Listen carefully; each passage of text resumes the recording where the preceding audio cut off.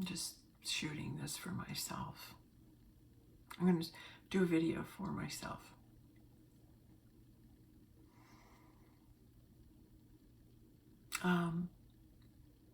I've been corresponding with my twin flame, and he asked me to make a wish, count to 4 and make a wish. And I believe that was Tuesday night, Wednesday morning, no, Wednesday, Friday, Saturday. So maybe it's not today, maybe it's tomorrow. But my dreams will come true. Make a wish and it'll come true. And if I could make a wish that would come true, is that my twin flame would come back from the dimension or the timeline, either where he didn't die or where he's returned to me. And I don't know how that's going to look,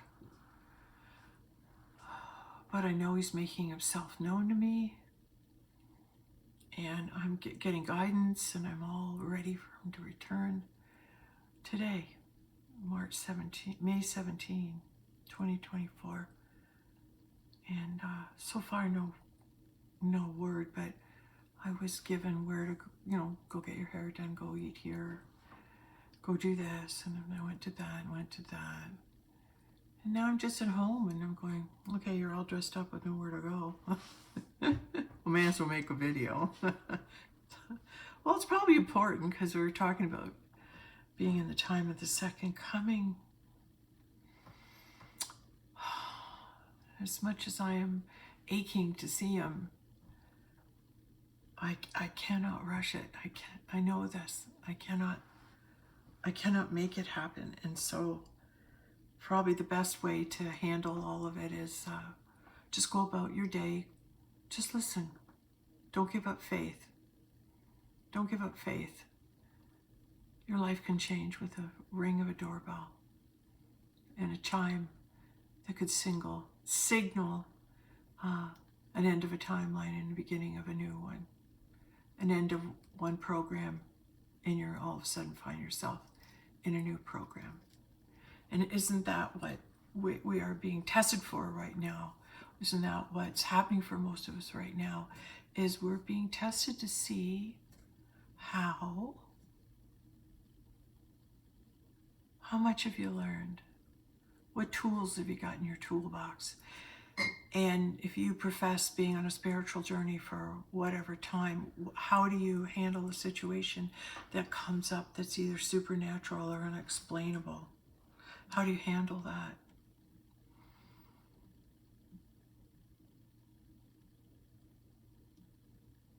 I guess there's only one way, and that's observe it and accept it, because that's what's happening. That's what's happening. So I think I get caught up in the mind wanting to know, well, how's it going to happen? And when's it going to happen? And the mind cannot understand the world of the non-linear world. The mind, it has no place being in the non-linear world, because the non-linear world is a spiritual realm, and it bypasses the mind. It bypasses the mind because the mind seeks for scientific or logical explanation to be able to have faith. I can't have faith in something unless you prove it. And that defeats the whole concept of the higher dimensional spiritual realm, because it's a realm where proof isn't required. Knowing is passed on. Knowing is actually just given to you freely. And all of a sudden you just know. You know what to do. You know where to go. You know how to handle things. And that higher vibrational frequency, it's so much easier to live. It's so much easier to exist every single day, because there's no guesswork. You're in a flow, you're in a vibe, you're in an energy, and it just leads you from this to this to this to this. And that's what makes it great, living in the higher dimensions. But the moment you sit down and say, well, how is it that person came at just this time? I've got to figure that out. What are the odds of that? I better figure this out. No, it's you cannot go there with that mind frame. So maybe I'm just answering my own question, or giving proof that you know, I'm with my mind, I'm trying to figure out when Dave's coming today or tomorrow, or you know, what's happening, and the risen Christ is going to show himself and manifest in form, and I'll be able to touch him. Are you real? Yeah. And it's hard when you make up a story with your mind, because you do, of how it's going to happen, and it defeats the whole purpose because the mind can't understand it. So the best way to deal with it is just forget about it. Forget about it. Go about your day. Go about doing things. Let your mind be occupied with what's going on in the present, because the power of your field, the power of your love, the power and the presence that you are in the field and who you're being draws to you that which you are. There. So I'm going to go sit and meditate. I'm going to be the love, be the goddess, be the Magdalene, be the Holy Grail, be that divine feminine for Christ, the mirror for Christ, Joshua ben Joseph, be that mirror. And isn't that what being one is all about? If we act as one and we all find ourselves receiving guidance, whether it's to help with your time or help with your, just give money, you're guided to do it. And when you understand that money is ever flowing, always coming to you, if that's who you are, then you're meant to distribute it. The moment you go off base is when you keep it all to yourself. If your gift is to make money and you're good at it, then give it. Give it to those who are needing it at the time. And that way you fulfill your purpose, because you're one in the kingdom, because somebody might need your energetic contribution financially to move forward to do a work for God, and that makes you part of the one. The moment you hang on to your money and make it mean that this is mine, it's not yours. It's a gift you have to make it. You've been put in situations for the universe so that you can be one of the money makers. And one of the job of the money makers is to become and evolve into money distributors, is to recognize, oh, wait a minute, I thought it was me doing all that hard work all my life, accumulating all this wealth. Well, maybe it was you being guided to accumulate wealth to help others. When we have this shift, when we move into the higher dimensional consciousness, you come into the one with a contribution of helping others evolve with your gift of financing. Because in the higher realms, there is no money. There is no money. So how are you going to justify yourself and your value and your worth when everything you've accumulated in this lifetime, because you believe it's all about money and the accumulation of it, what if it's taken from you? What if that money is taken from you? Who are you now? You don't have a label, oh, I'm wealthy. You can't use that label now because it's gone. You don't have any money. You're wiped out. You have nothing. You have no money. And we'll look at that and we'll go, oh my God, everyone's lost their money. Well, you're not going to lose something without gaining something. Something will come to you, and it's probably, it'll be different for everybody, but the understanding is that when we learn to live in the higher dimensions and there's no money involved, how's that going to look? And it looks like this.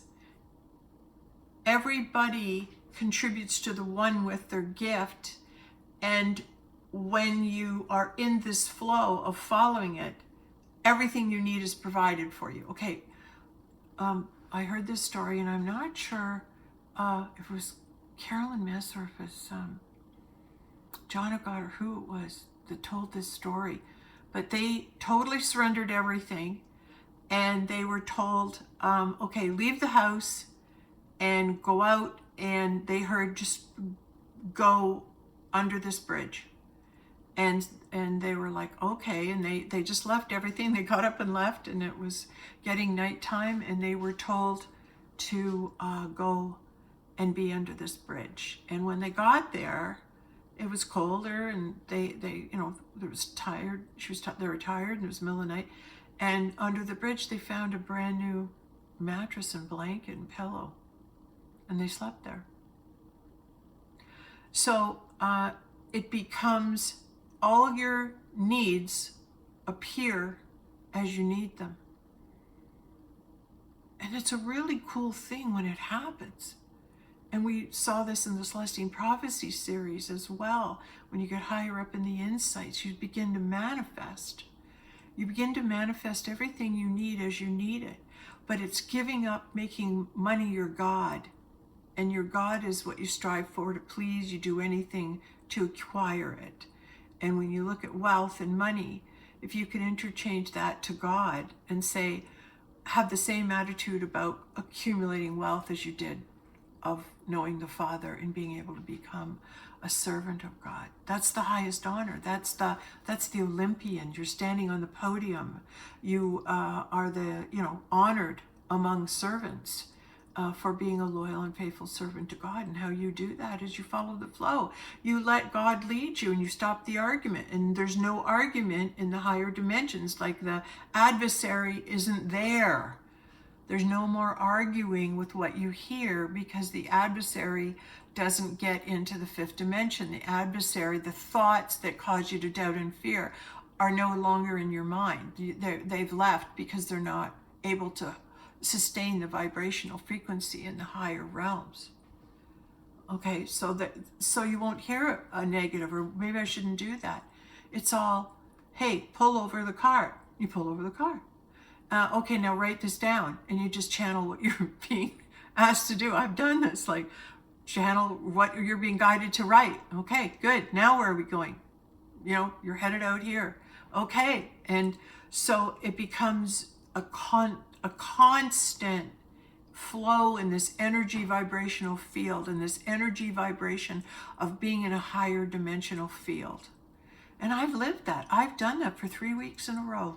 Around 1993, 94, I spent 3 weeks in that dimensional flow, that higher dimensional flow, where God breathed his breath into the top of my head.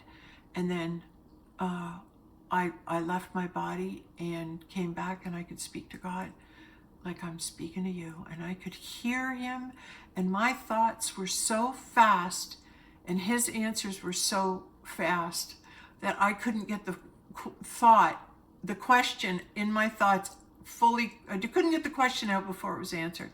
So it became just such a fast communication between myself and Creator. And I was in that flow, and I was guided from one thing to the next, and I saw miracle after miracle. And I'll never forget that time, because I got to experience the other dimension. I got to be in the higher dimension where I was in the flow. And being in the flow is the most wonderful thing in the world. You carry around this energy that's so exciting. It's this energy enters into you in the fifth dimension when it enters right into you. See, there's an affirmation. The phone's going, yes, this is true, this is true. But we don't want to hear it, the whole video, do we? Hold on.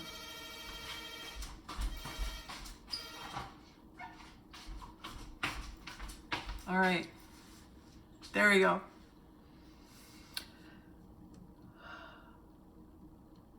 Being in the flow and being with God and led everywhere you're meant to go is a great way to live. But you must have obedience to the voice of God. You must be obedient to what you're asked to do and go where you're meant to go. And if you have to sit and be still because you've had no further directions, then you sit and be still. Because everything is in God's divine holy timing. You can do all the things correctly, try to clear your mind, keep your vibration positive and up, but ultimately it's like when you're called on an adventure or you're called into service for the one, you'll do it. You'll just watch yourself get up and start doing it. It's fun. It's fun because you go, oh, I guess we're going somewhere. I guess something's happening, right? And it's usually something really cool. It's really something's going to happen. Pardon me, that's spiritual or supernatural or miraculous. You want to be in that flow, and that's where we're going. That's where we're headed. And I'll tell you, it's so wonderful waking up every morning with this wonderful feeling, and you jump out of bed and you have this energy. It comes to you, and you jump out of bed and you go, now where we're going? Well, we're going here, here, here, and here. And this is what we're doing. And so I wish this for you. Here I started off speaking to myself. I'm just a little bummed out because my mind wants to know, hey, what's up? I'm all listen to all the directions. I'm following the flow. I'm waiting to see what happens. And wish me luck. Because I seem to be telling you what does. And I think this is divinely guided. I think this is divinely inspired because I as much as I'm writing letters to my twin, it's really hard for me too to get my mind around that this is the second coming and Christ is going to find his Magdalene first.